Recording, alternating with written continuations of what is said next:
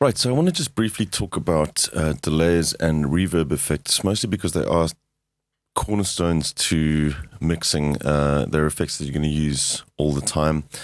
I'm not going to cover reverbs in this video. We do have another understanding reverbs video at Sonic Academy that I highly recommend you check out if you want to get a greater insight into how to use those. I do just mention them here because they are essentially very complex delay units. And obviously delays and reverbs used to kind of generate space and place objects in your mix and fill up those gaps. It's never pleasant listening to a completely dry mix. You want to create that sort of ambience and fill those holes in the frequency spectrum as well. Delays as well, when used in a synced mode, can create a lot of rhythm to rather static patterns. And I want to just cover the delays because it feeds into a lot of the effects that we're going to cover in the modulation effects section. There's a couple of fundamentals that I think if you are just starting out with audio, it's important to understand. So we're going to take a look at Valhalla delay. There is a video covering this in depth as well at Sonic Academy. I've got a arpeggiator pattern just playing from Anna with the effects turned off, and we currently have a delay line.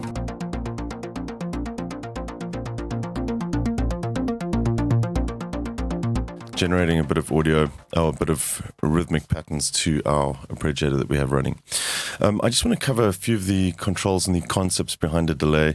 Essentially, what happens is you have your dry audio coming into it, and you have a delay buffer, which basically takes a certain time, stores it in a buffer, and then plays it back at a specified time afterwards. So I'm going to run through some of the controls and just explain how this all works, the whole routing of how the delay functions. The mix dial, obviously, that mixes between the dry and the affected signal. The delay times are essentially the length it takes for the buffer to replay. So in this case, it's a dotted eighth note. So after the signal plays, a dotted eighth note later, it'll play again.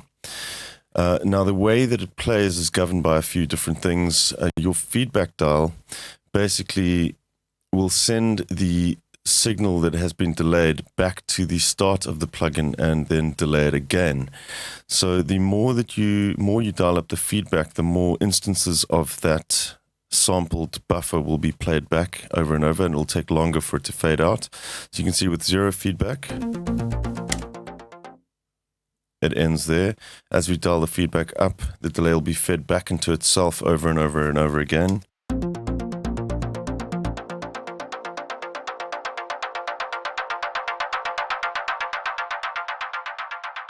And you do need to be careful with the feedback because it will just basically just keep on going over itself over and over and over again.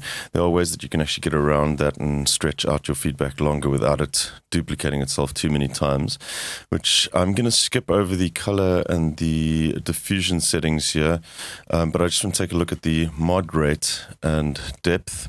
So this works very much the same as a record player. If you spin a record faster, you get a higher pitch. And if you spin it slower, you get a slower pitch. So what this mod rate is doing is essentially determining the speed at which the buffer is playing back at. So effectively changing the pitch of each delay that comes after the original audio that goes in. And what that's going to do is create subtle differences in the pitch as it plays back. You can also get away with adding more feedback in because these are playing at different pitches. They're not literally duplicating themselves each time. There is more of a difference, so the feedback you can actually stretch a little bit further without it overloading so quickly. And the reason why I wanted to just cover this is a lot of our modulation effects, like choruses, for example, are all based around these fundamental concepts in a delay unit. I'll just show you quickly. I've got this delay unsynced and set to a low amount of milliseconds. And when we play this back, you can hear there's less of that rhythmic element occurring now, and we're getting more of a chorus, which we're going to come to in the next video. So I just wanted to cover those basics of controls like feedback and delay times and mod rates and pitch differences between the delays that come back into the unit, just so that you have a better understanding when we get further down the line as to how all these modulation effects are working. Great, I'll catch you in the next video. Cheers.